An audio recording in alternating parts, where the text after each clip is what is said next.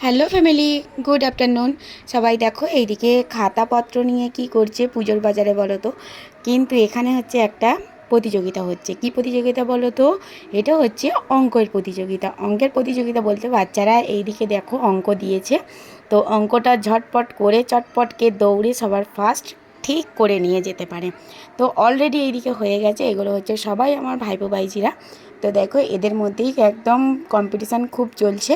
তো এইভাবেই প্রত্যেকটা দিন কিন্তু আমাদের কাটে, খুব সুন্দর, খুব মজা করতে করতে দিনগুলো কাটে। এক্ষুনি এখানেতেই বিচার হয়ে যাবে কে ফার্স্ট, কে সেকেন্ড আর কে থার্ড।